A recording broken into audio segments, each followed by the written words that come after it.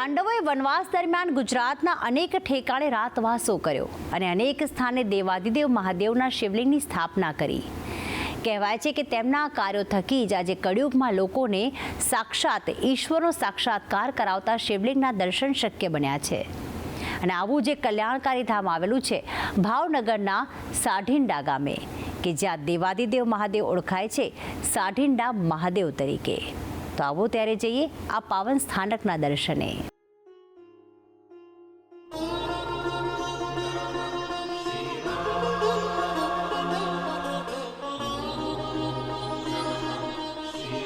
દેવાદિદેવ મહાદેવ અનેક નામોએ પૂજાય છે। કહેવાય છે કે દેવાદિદેવ મહાદેવ એટલા ભોળા છે કે કોઈ અસુર પણ તેમની ભક્તિ કરીને શિવલિંગની સ્થાપના કરે તો તેઓ ત્યાં તે અસુર નામે પણ બિરાજિત થઈ જાય અને તેમની આ જ પ્રેમાળ અને સૌ પર કૃપા વરસાવવાની વૃત્તિના કારણે તો તેમના ભક્તો તેમને નીત નવી રીતે પૂજીને તેમની કૃપા પ્રાપ્ત કરે છે। ભાવનગર જિલ્લાના ગારિયાધાર, પાલીતાણા અને શિહોર તાલુકાના ત્રિભેટની વાત કરીએ તો અહીં આવેલું છે ભગવાન શિવનું મંદિર એટલે સાઢીંડા મહાદેવ।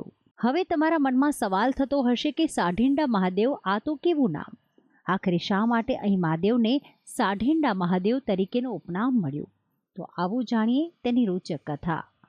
સાઢીંડા મહાદેવ પાંડવો આપણો ધારો વનવાસ હતો પાંડવોનો, ગુપ્તવાસનો, ત્યારે એ અહીંયા આવ્યા એટલે એને ખ્યાલ આવ્યો કે ભાઈ અહીંયા તો એક આ શિવલિંગ છે, નાનું મંદિર જે છે અમારું એને આ શિવલિંગ હતું।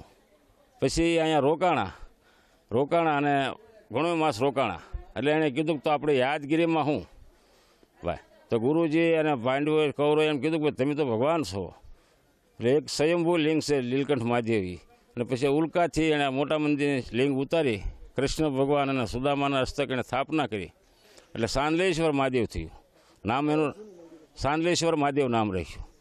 પણ વર્ષો દાતા ઘણી આ પોઠીઓ જે છે અને અહીંયા આવીને એ ઝૂકી ગયો એટલે એની ઉપરથી સાંઢીડા મહાદેવ નામ પડ્યું। કહેવાય છે કે આ મંદિરનો જીર્ણોદ્ધાર ભાવનગરના નામદાર મહારાજા તખ્તસિંહજી ગોહિલે કરાવ્યો હતો।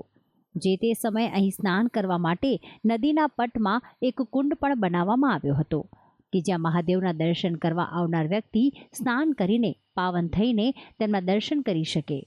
પરંતુ છેલ્લા કેટલાક સમયથી અહીં કુંડમાં પાણીની આવક નથી થઈ। 3 તાલુકાના ત્રિભેટે શિહોર તાલુકાનું આ ગામ અને મંદિરની ચારે બાજુ મોટી પર્વતમાળા આવેલી છે।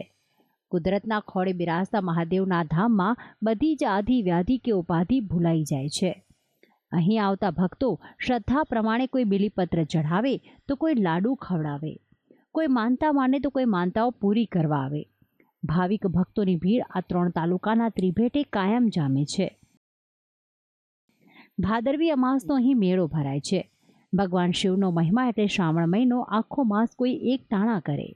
અહીં મંદિરના પૂજારીના જણાવ્યા અનુસાર એક સમય અહીં એક સાંઢ ખૂબ જ તોફાની થયો હતો અને તે સમયે ભાવનગરના રાજા થકી સૈનિકોને મોકલીને તે સાંઢને કાબૂમાં કરવા મોકલવામાં આવ્યા, પરંતુ તે સાંઢે અહીં મંદિર સામે આવીને દમ તોડી દીધો, જેથી આ સાંઢ સાઢીંડા મહાદેવ તરીકે પ્રખ્યાત થઈ ગયું।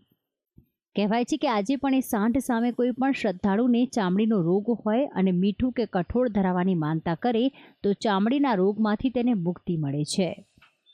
ભક્તિ સંદેશ ન્યૂઝ, ભાવનગર।